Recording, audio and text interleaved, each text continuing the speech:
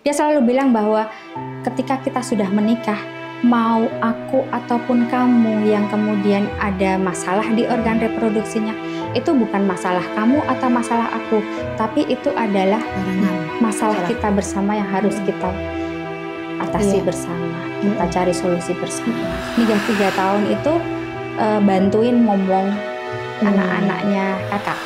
Saya sekarang malah berterima kasih gitu loh pada almarhum kakak saya, pada istrinya gitu, karena suami kakaknya hari ini meninggal ya? Ya, akhirnya kemarin COVID itu kakak saya meninggal ya, dengan meninggalkan 4 anak ya.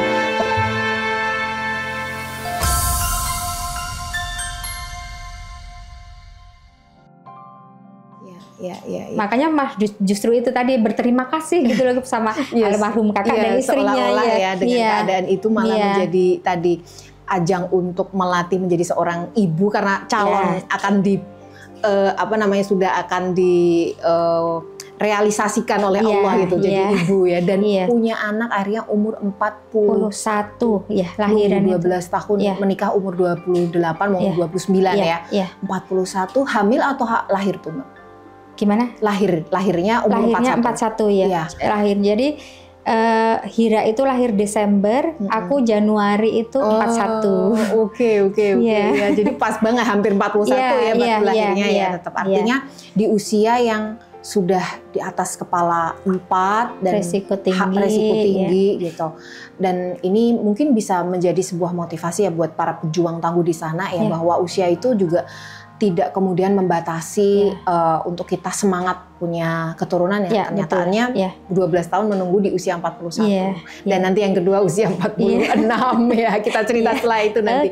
Tapi mau nanya, apa yang membuat akhirnya Bu Ratna dan suami, kita tahu bahwa untuk ikut program bayi tabung itu bukan perkara keuangan yang kecil gitu ya.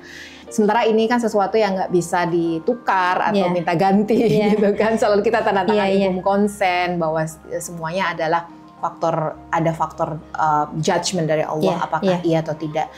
Apa yang membuat Mbak akhirnya mengambil risiko itu? Diawali dulu dengan program-program di hubungan terencana dan sebagainya kayak gitu kan. Terus kemudian saya sempat insem juga. Jadi saya sempat insem itu 3 kali yang dilakukan tindakan insem plus 1 kali yang sudah proses tapi di tengah jalan kemudian di cancel karena sel telurnya nggak respon. Jadi sebenarnya 4 kali dibilang ya. Seperti itu. Terus sampai sudah insem yang terakhir itu dokternya bilang, Bu, ini kita sudah sekian kali tindakan insem. Kita menuju ke ikhtiar yang paling tinggi, paling secara medis ya. Ibu siap untuk bayi tabung. Terus nggak tahu waktu itu ya, pun kemudian mungkin dana kami juga masih mepet waktu itu gitu. Kami bilang insya Allah siap dok gitu. Ya udah, habis itu pulang dari dokter Widat itu, doanya tuh cuman ya Allah semoga dimampukan semuanya, ya fisik, mental, biaya.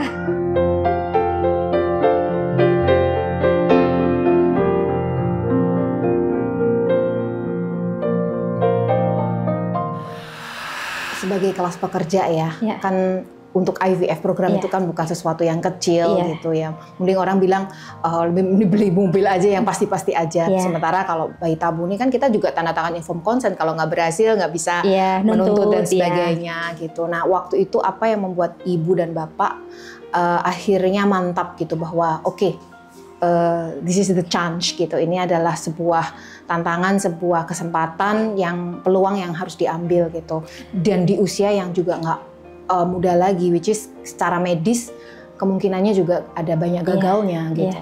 Apa Bu? Jadi itu karena kami sudah melewati inseminasi 3 kali inseminasi dan 1 kali yang sudah proses tapi kemudian di cancel gitu. 4 kali ya jadi? Iya 4 kali gitu.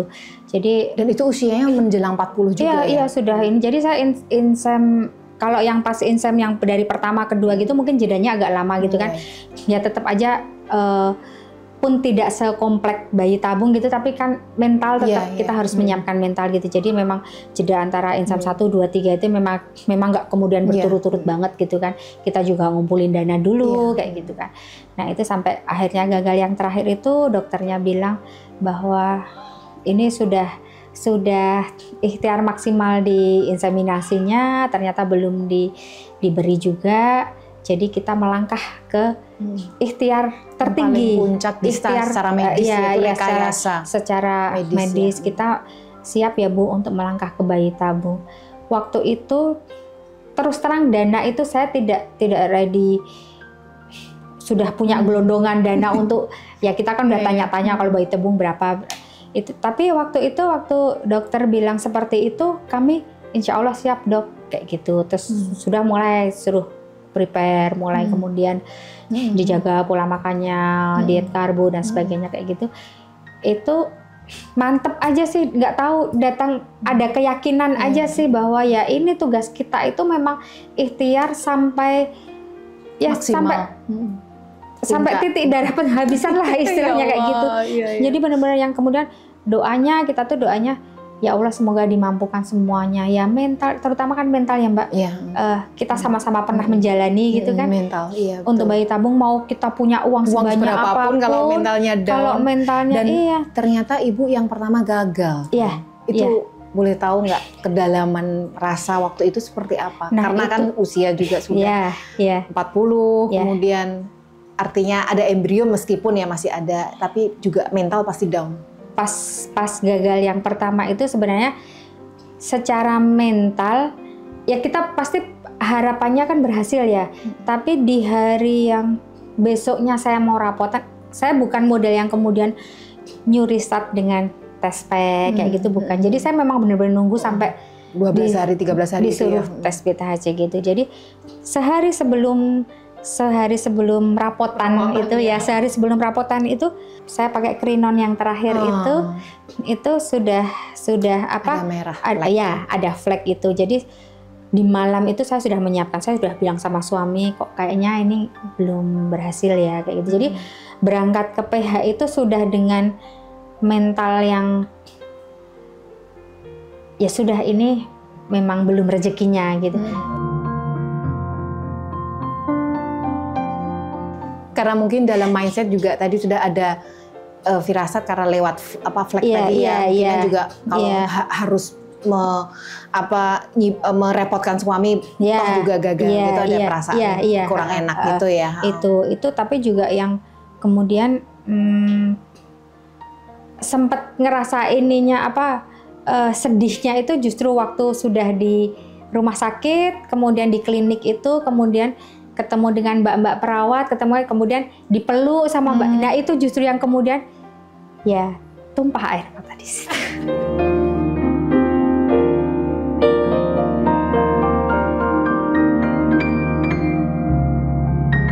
Ya, bisa ngerasain sih. Pelukan atau secara fisik ya, apalagi perawat ini kan setiap hari ketemu sama kita. Jadi rasanya tuh benar-benar mereka tuh gitu loh. Jadi justru pas di situ gitu loh. Saya kalau pas sudah sampai rumah sampai ketemu ibu itu juga sudah. Kemudian yang kedua berhasil ya. IVF yang kedua akhirnya berhasil. Setelah sebelumnya proses. Boleh tahu nggak? Jadi apa yang kira-kira membuat berhasil itu yang kedua? Nah itu. Saya kan setelah yang gagal pertama itu kemudian selang 2 bulan kan kemudian tanam lagi. Karena saya dapat embrio 4 kan waktu itu. Saya tanam, rencananya mau tanam lagi. Sudahlah distimulasi gitu, ternyata sel telurnya nggak respon. Jadi setelah proses dilalui gitu, kan sel nggak jadi tanam gitu. Jadi belum sampai ET ya? Ya belum sampai ET itu. Itu bulan apa ya, itu bulan Desember apa ya? Nah itu ternyata waktu itu Desember 2017 itu tanggal 14 itu saya pas dondonya karena saya tidak jadi tanam itu ya, tidak jadi ET itu. Saya benar-benar dalam posisi yang down. Saya sempat WA suami waktu itu lagi di luar kota waktu itu. Saya WA suami gini-gini terus itu tadi kemudian suami itu balesnya gini, yang bisa kita lakukan, intervensi yang bisa kita lakukan itu adalah pada prosesnya. Dia bilang kayak gitu. Untuk hasilnya itu hak prerogatifnya Allah. Kata-kata yang sangat bagus. Nah, intervensinya hanya pada proses, hasil itu adalah judgment Allah. Iya, iya. Nah, itu kemudian itu tanggal 14 Desember 2017. Setahun kemudian saya dapat Hira. Tepat 14 Desember. 1 tahun. Iya. Jadi 1 tahun sebelumnya persis pada tanggal yang sama, 365 hari yang lalu itu.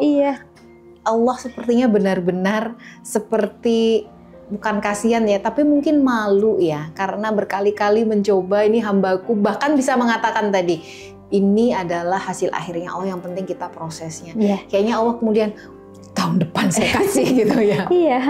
Jadi terus kemudian setelah itu kan Desember terus dokternya bilang, sudah ibu cooling down dulu, senang-senang sama suami, ditata perasaannya kayak gitu kan, happy gitu. Akhirnya kemudian April 2018 saya nyoba lagi tanam gitu. Berarti sekitar 4 bulan setelah yang kedua Terus dokternya waktu itu bilang, sudah nggak usah bed rest, nggak usah, aktivitas biasa aja, aktivitas ringan, yang penting jangan memberi tekanan pada perut. Udah, pesannya itu. Gak boleh stres berarti kan, artinya kalau makanya stres itu kan saya habis tanam itu ya menyibukkan diri dengan itu segala aktivitas itu yang rumah. Berarti embrio yang kedua ya, yang tadinya kedua, tapi trial ketiga, tapi embrio yang kedua itu ya.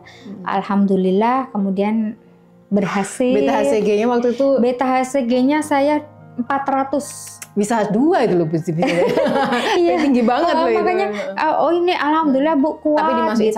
Satu ya. Beta HCG-nya 400 gitu sudah, dan berarti kuat banget. Ya gitu. Alhamdulillah selama kehamilan itu saya tidak merasakan ngidam, tidak mual, tidak muntah, tidak. Ya mungkin karena penantian lama terus ketutupan dengan bahagianya itu tadi, jadi ya menjalani hari-hari kehamilan itu dengan ringan dan happy, pun dengan usia yang sudah risiko tinggi gitu, tidak ada kekhawatiran. Bahkan dokter waktu itu masih optimis bahwa saya bisa lahiran normal. Walaupun akhirnya sesar sebagian besar kalau IVF kan sesar. Karena ternyata ketubannya pecah dini, terus akhirnya harus sesar gitu.